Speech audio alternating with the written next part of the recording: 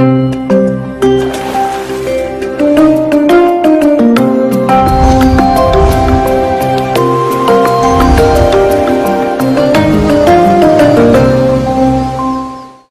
الله الرحمن الرحيم. الحمد لله رب العالمين، وصلى الله وسلم وبارك على سيدنا وحبيبنا محمد وعلى آله وصحبه أجمعين. السلام عليكم ورحمة الله وبركاته.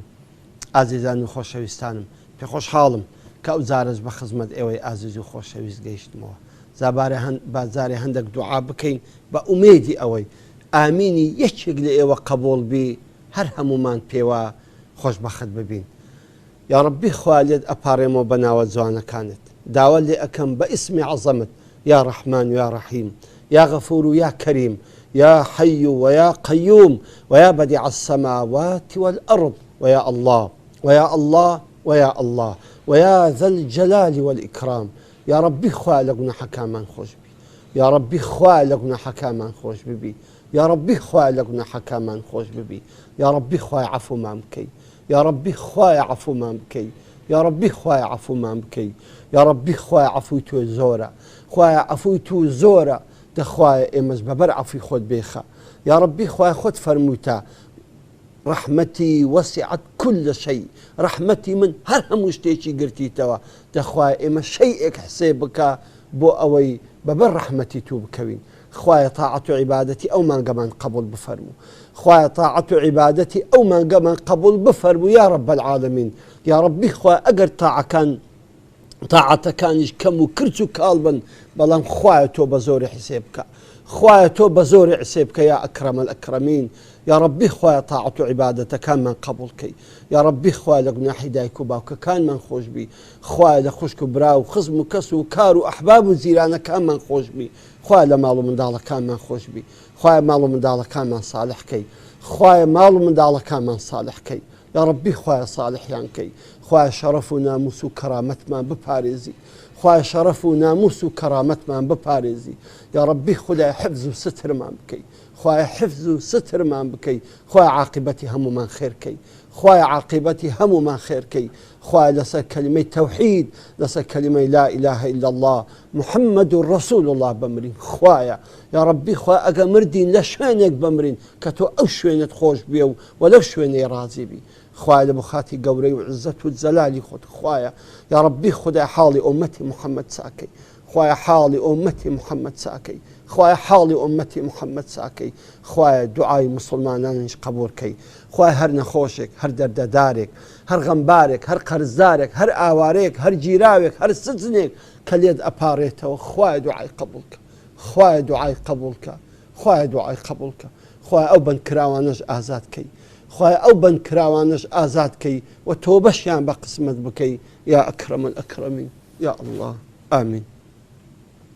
خۆشەویستانم، یەکێک لە هۆکارەکانی دابەزینی بەرەکەتی خوا بۆ سەرزەوی و زۆربوونی بەرەکەت لە عەیش و نۆشماندا، لە ژیان و گوزەران و ڕزق و ڕۆزی و خواردنەکانماندا عەدالەت و دادپەروەریە. بەڕاستی عەدالەت و دادپەروەری ئەساسی ژیانی ئینسانە.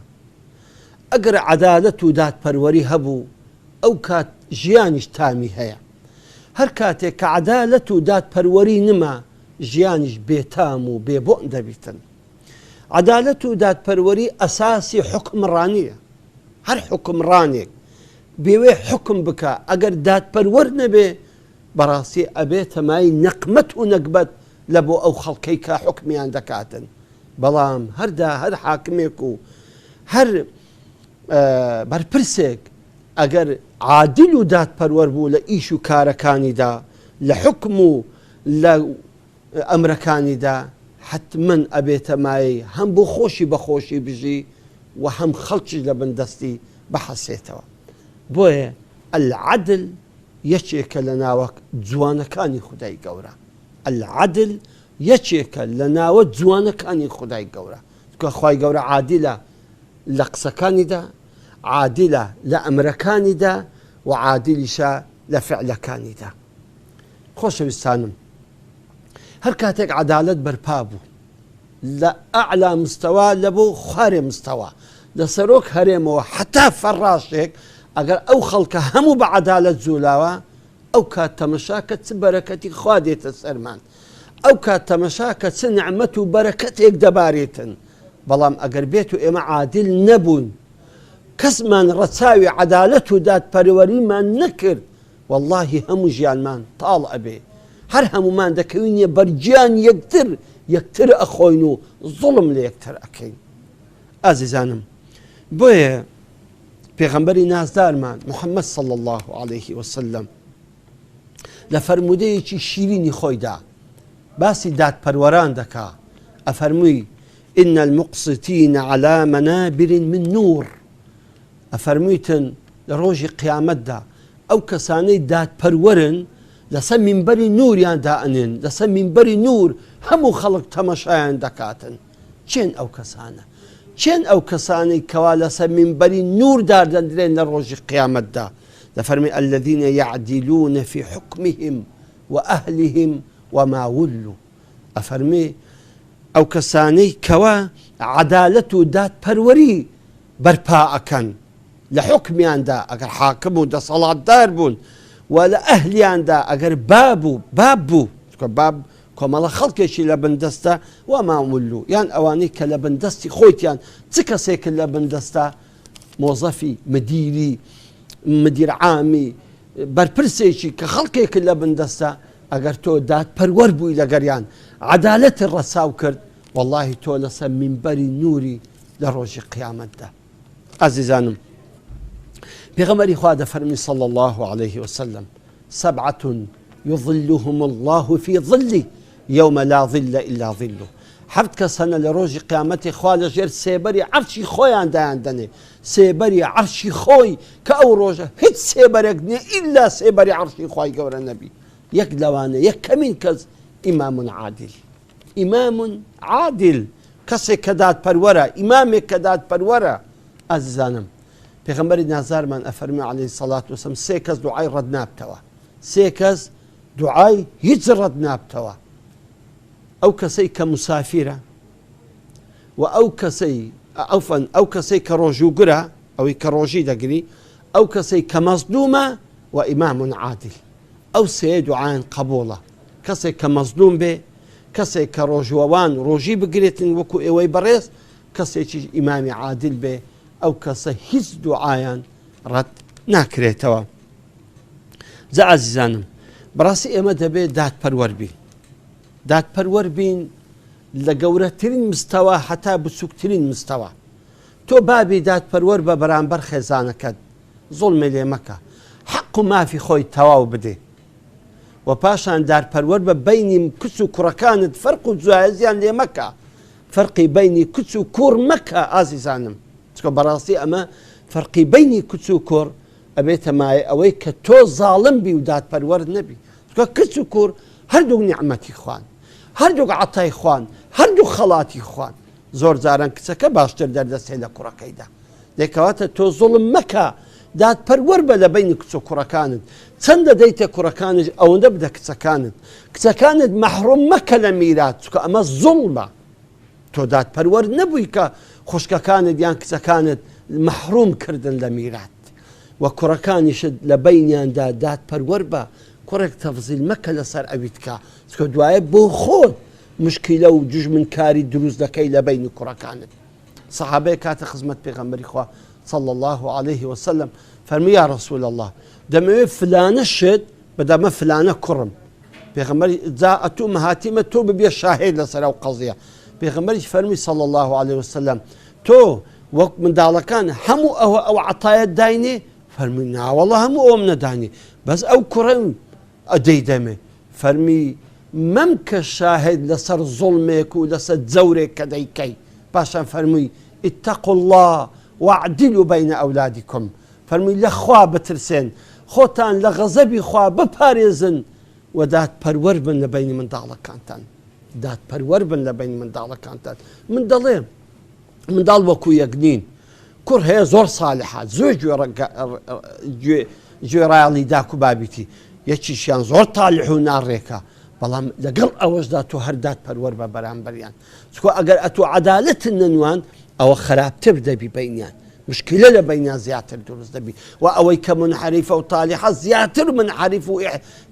ئەو ئینحرافەکەی و ناساڵحیەکەی زیاتر دەبیتن چکە تۆ وە دەکەی زیاتر ئەو عەقد و بوغض هەرگری نا بەڵکو بیهینەوە بە عەدالەت بیهینەوە بە دادپەروەری تا هەست پێ بکە کە بابی ئەسڵەن فەرق و جوداییان لە بین ناکاتن بەڵام لە دڵی خۆچیانت خۆشتر دەوێت خوا حیسابت لەگەڵ ناکە بەڵام لە کاتی معامەلەکردندا لەگەڵیان دادپەروەر بە ئەو برا عەزیزەی کە زیاتر لە خێزانێکت هەیە دوو سێ چارت هەیە دادپەروەر بە بەرامبەریان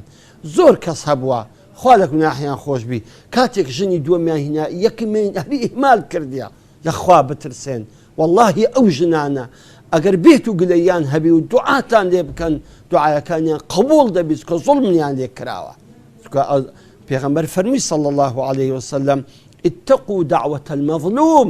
خۆتان لە